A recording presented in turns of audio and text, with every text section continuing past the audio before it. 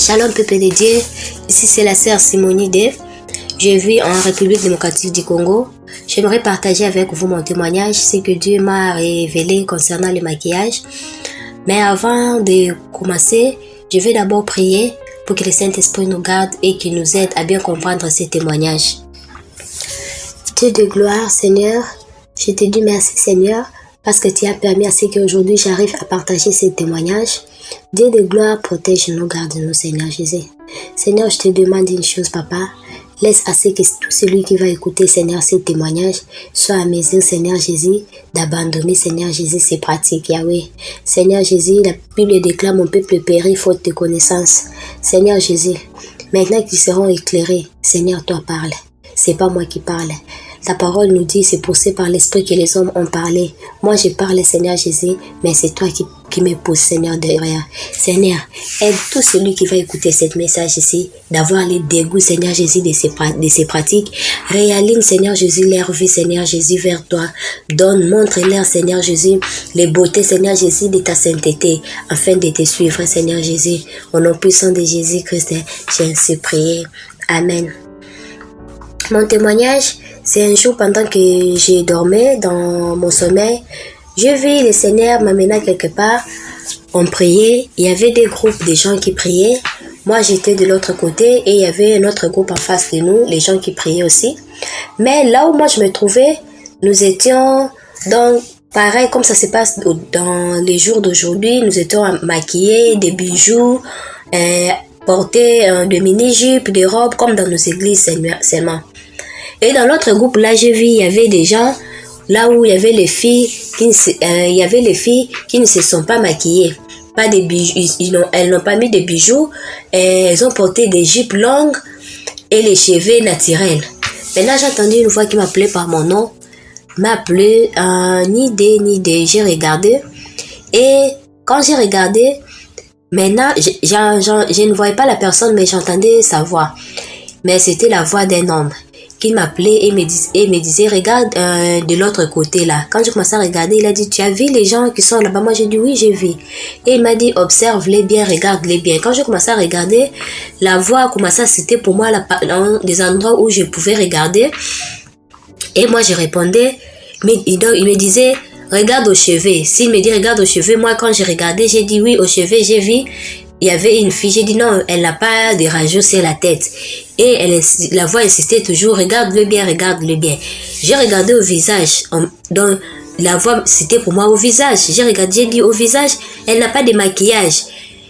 Et ça continuait au cou, j'ai regardé au cou, j'ai dit au cou, pas de bijoux. Elle m'a dit, regarde-les bien, aux ongles. J'ai regardé aux ongles, j'ai dit, elle n'a pas de vernis. Et on descendait, regarde-les bien. J'ai regardé, j'ai vu la fille n'avait pas de maquillage. Elle n'avait pas de rajouts à la tête, aux mèches, des plantes, des tissages. Non, elle avait seulement ses cheveux naturels.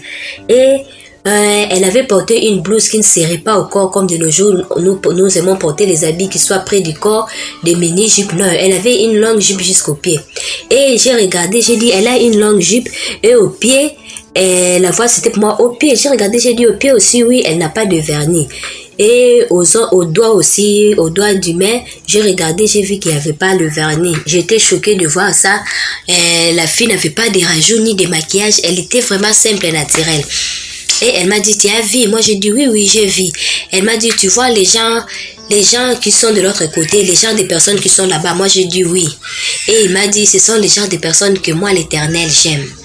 Quand il m'a dit ça, maintenant, là où j'étais, je me suis dit, si c'est comme ça, donc je dois traverser, il y avait comme une ligne qui nous séparait, là où moi je priais, et de l'autre côté, il y avait une ligne là, par terre qui nous séparait, c'est comme si on avait déjà tracé comme ça au sol.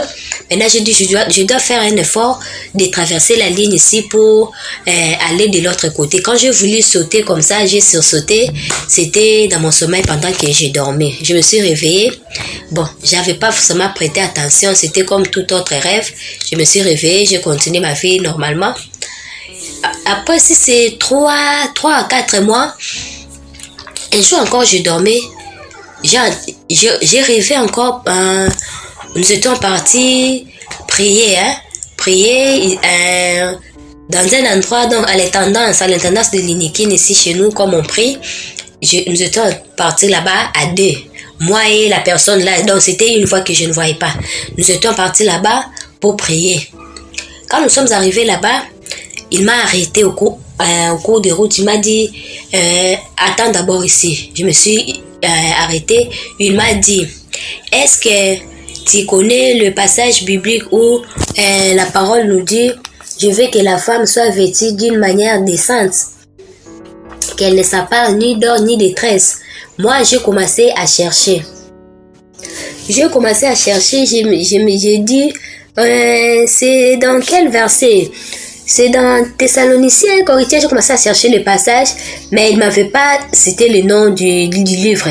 Il m'a juste dit, écoute, là, il a commencé à lire pour moi. Il m'a dit, c'est écrit comme ça. Je veux aussi que les femmes vêtues d'une manière décente, avec pudeur et modestie, ne s'emparent ni de tresses, ni d'or, ni de perles, ni des habits somptueux. Quand il a fini de lire pour moi, je me suis dit, oui, je connais le passage, c'est dans Thessaloniciens. Il m'a dit, tu n'as pas encore écouté. Écoute. Il a répété encore pour la deuxième fois la lecture.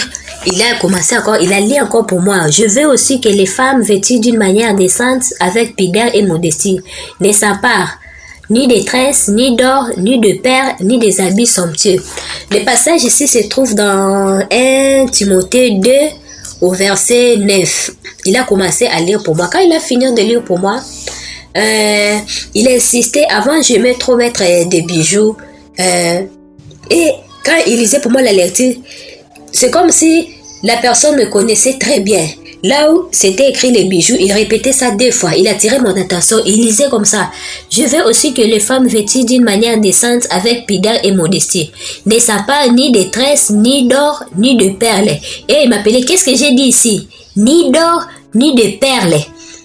Quand il disait ça, donc là où il est écrit ni d'or, ni de perles, il m'appelait, il me disait, qu'est-ce que j'ai dit ici? Donc il attirait mon attention là-bas, ni d'or, ni de perles. Donc il savait que j'aimais porter les bijoux. Et quand il a fini de lire la lecture pour la deuxième fois, donc c'est comme si on a enregistré ce passage. Quand il lisait, on avait déjà enregistré ça. C'est resté comme ça. Maintenant, toute la nuit, je faisais qu'écouter ça. Donc ça faisait, dès que ça termine, ça recommençait. Donc je ne sais pas si on dit comment, play. On a dit play si c'est replay. Donc dès que la lecture terminait, on recommence. Dès que la lecture terminait, ça recommençait seulement comme ça. Toute la nuit, j'ai écouté ce passage ici, la lecture. Quand je me suis réveillée le matin, c'est comme si on avait inclus ça dans ma tête. Donc, toute la nuit, je ne sais pas combien de fois j'ai écouté la lecture de ce passage ici. Quand je me suis réveillée le matin, c'est comme si j'étais hypnotisée par le verset biblique ici. Toute la nuit, j'ai fait qu'écouter ça. Quand je me suis réveillée le matin, j'ai dit, Seigneur, qu'est-ce qui se passe avec ce passage ici? En tout cas, j'avais pris la décision le jour-là d'abandonner. Mais j'avais pas tout laissé. J'avais seulement laissé, j'ai fait sortir les pantalons que j'avais. D'abord, c'était pas les pantalons, c'était les bijoux, les maquillages. J'ai abandonné. Je ne me maquillais plus. Je ne mettais plus les bijoux. Mais il m'arrivait des fois, même si je vais sortir quelque part, je mets même une bague. Mais pas tous les jours. Mais dès que je mettais ça, après même 1 mois, je ne mets pas le vernis, il y aura un jour où je vais mettre seulement le vernis. Il y aura toujours une voix à l'intérieur. Donc, c'est comme si une fois qu'il te parlait, pourquoi tu as mis ça? Pourquoi tu as mis le vernis? Toi, tu es déjà averti. Toi, on t'a déjà parlé. Donc, je n'arrivais plus. Dès que je mettais ces choses à moi, les bijoux, les vernis, en tout cas, je ne serais pas à l'aise jusqu'à ce que je vais enlever ça. Des fois, je mettais ça, je sors, je pars en ville, je fais des courses. Je ne vais pas finir mes courses, je vais enlever ça, je mets dans les sacs. Un jour, j'étais sortie, on m'a arrangé les ongles, tout, on m'a mis le vernis. En rentrant seulement comme ça, la voix commençait à parler à l'intérieur de moi. Pourquoi tu as fait ça? Imaginez qu'aujourd'hui, comme tu as mis le vernis, tu étais déjà averti et que tu mourrais aujourd'hui. Qu'est-ce que tu vas aller dire? Parce que toi, on t'avait déjà averti de ça. Dès que je vais arriver à la maison, la première des choses, ça sera d'enlever le vernis là. Donc, c'était toujours comme ça. J'avais pris une décision de laisser. J'ai abandonné, je ne me maquillais plus. Je ne mettais plus le vernis, j'avais enlevé les pantalons. J'ai partagé ça tout, mais il me restait les mèches. Je ne mettais plus de plantes de tissage, mais on maîtrisait les mèches, les longues mèches là. On maîtrisait les rastas, comme on dit pour les Africains là. On maîtrisait ça. Mais quand on maîtrisait les mèches là, je me posais toujours des questions moi-même. j'ai abandonné, j'ai laissé, on me plante plus, je ne me plie les plantes, les cabellos, les brésiliennes, mais je continue toujours à mettre les mèches. Est-ce que ce n'est pas la même chose? Parce que les mèches et les cabellos là, donc c'est presque la même chose. Bon, je me posais toujours des questions, mais même bon, je continuais toujours à tresser les mèches. Un jour, j'avais voyagé, j'étais partie à l'extérieur à l'étranger. Quand je suis rentrée, on m'a tressé le mèche. On m'avait bien tressé les mèches. Bon, ce qui était, donc, je vais dire, quand on me tressait les mèches là, ce n'était plus pour moi. Parce que pour moi, honnêtement, j'avais déjà le dégoût de ça. Ça ne me plaisait plus. Mais vu qu'il y avait toujours des gens qui parlaient, pourquoi tu es devenu comme ça, tu ne tresses plus les cheveux, tu es devenu un peu négligé, tu te négliges, il fallait qu'on te tresse les mèches, les plantes, soit propres, soit belles. Bon, je me disais, bon, je vais faire un effort quand même, mais ce n'était plus pour moi, c'était pour que je sois, donc aux yeux des gens, qu'on me trouve belle, ce n'était plus pour moi-même. Donc j'avais tressé les mèches, pas pour moi-même, parce que j'aimais ça, c'était parce qu'on me trouve belle. Quand on m'a tressé les mèches, je suis rentrée au pays. Un jour, je dormais encore. J'ai vu que nous étions en train de marcher avec, bon, nous étions nombreux en train de marcher et les gens même à qui me parlaient que pourquoi tu te négliges, il fallait que on te tresse les cheveux, tu sois belle. Bon, on marchait ensemble avec eux. Quand on marchait ensemble, nous sommes arrivés au centre-ville. J'ai vu, c'est comme si, je ne sais pas si je vais appeler ça l'enlèvement ou comment. Il y avait des gens qui sont sortis de nulle part et ils ont commencé à nous suivre partout. Ils ont commencé à suivre et arrêter les gens. Il y a des gens partout. Ces hommes-là, donc ils étaient comme des militaires, mais en tenue civile. Et ils nous suivaient. Quand ils nous ont suivis, moi, je n'arrivais plus à courir. Ce même personne-là à qui je me suis fait tresser les mèches pour lui faire plaisir, pour éviter qu'il me parle comme il me parlait là, que tu te négliges, tu n'es plus jolie, tresse le cheveu, fais-toi belle. J'avais tressé les mèches pour eux et ils ont fui et ils m'ont laissé. Moi, je n'arrivais plus à courir, mes pieds étaient très lourds. Je n'arrivais plus à courir, même à faire un pas comme ça. Maintenant, je me suis dit, à cette allure, comme j'ai vu les gens là qui nous poursuivaient courir, je me suis dit, je ne peux pas. Je ne peux pas courir. Je me suis arrêtée. J'ai dit, c'est fini pour moi, on va m'arrêter. Quand je me suis arrêtée et les gens sont venus, et ils m'ont arrêtée. Ils étaient à 3. Quand ils m'ont arrêtée, ils ont commencé à me rigoler. Ils me rigolaient et ils ont commencé à parler. Cette fille, qu'est-ce qu'elle pensait d'abord? Elle ne savait pas qu'avec le maquillage qu'elle avait sur son corps, là, on allait toujours l'arrêter. Ils ont rigolé, ils m'ont menotté. Et l'autre aussi a dit, elle ne savait pas qu'avec ça, elle ne pouvait pas courir. Et il s'est moqué de moi comme ça, si l'un d'eux parle et il rigole.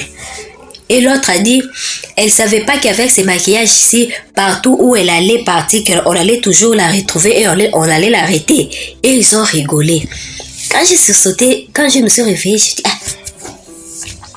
je me suis réveillée le matin, je me suis dit, c'est quel rêve comme ça que si tu as le maquillage, on va t'arrêter. Si tu as le maquillage, même partout, tu vas fuir et ils vont toujours te repérer et ils vont t'arrêter. Avec le maquillage, tu ne peux pas fuir. Et j'ai compris que, parce que je ne me maquillais plus de mettre de rouge à lèvres, de crayon et tout ça, j'ai compris que c'était les mèches que j'avais sur la tête. Et j'ai pris ça, j'ai coupé ça depuis les jours-là. Je ne me plie ni mèche, ni maquillage, ni pantalon. Maintenant, qu'est-ce qui s'est passé après? Ce qui m'a motivé à partager ces témoignages. Je suis allée voir ma cousine. Je n'ai pas mis le maquillage. Je suis allée là-bas, j'avais porté seulement un foulard à la tête. Et quand je suis arrivée là-bas, elle m'a dit, pourquoi tu as porté le foulard comme ça? Tu ne mets plus de plantes et tout ça. C'est quoi? Et j'ai commencé à lui raconter l'histoire que je venais de ce que je suis en train de parler ici, mon témoignage. Je lui ai raconté, je dis non.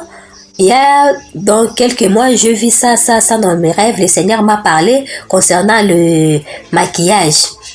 Et il m'a dit, tu sais quoi, aujourd'hui même, sa bonne qui venait travailler chez lui parce qu'elle m'a dit, moi aussi, j'ai fait 6 et 2 mois, je ne mettais plus les mèches. Mais elle l'avait pas abandonné. Donc, elle tressait plus. Elle était seulement restée comme ça avec ses cheveux naturels. Maintenant, sa bonne pensée que elle aussi, elle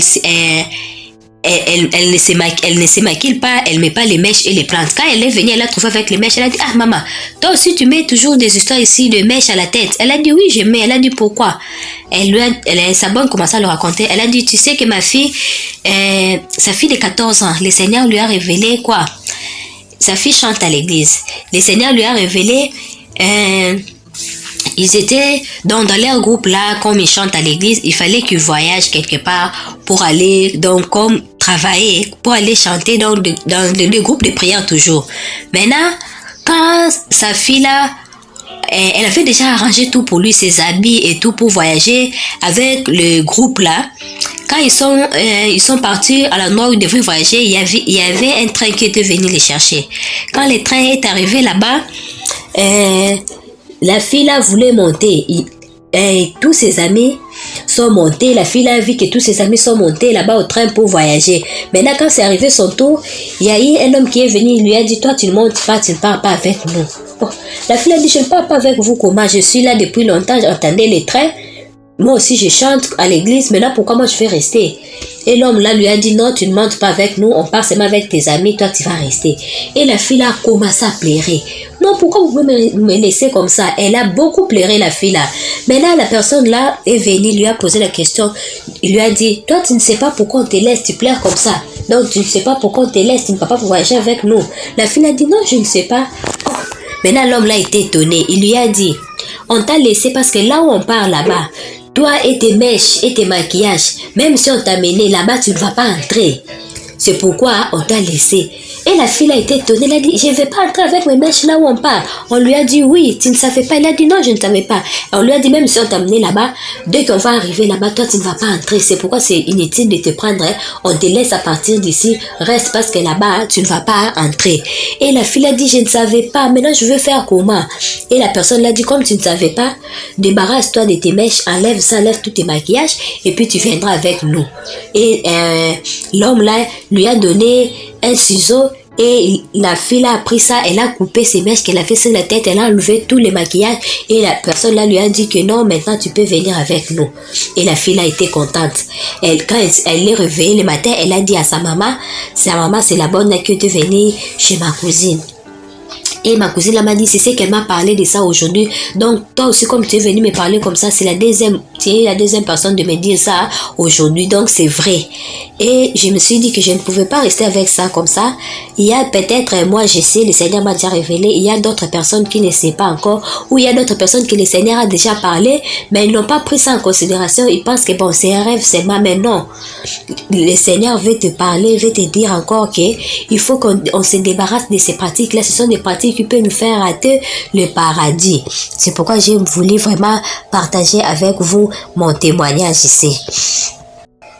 En tout cas, que le Seigneur nous garde, que le Seigneur nous fortifie, que le Seigneur nous donne la force d'abandonner ses mains. Parce que c'est vraiment pitié de passer toute la vie, de chanter à l'église, d'être protocole, d'être au service de l'Éternel, mais avec ces histoires ici et qui arrivaient au temps de la fin, on te dit que toi tu ne vas pas entrer parce que tu te maquillais, parce que tu avais des maquillages, parce que tu faisais de telles pratiques ici. Peut-être que tu ne connaissais pas que c'était mauvais. C'est pourquoi je me suis dit non, je ne peux pas garder ça pour moi, je dois partager ça. En tout cas, que le Seigneur nous aide.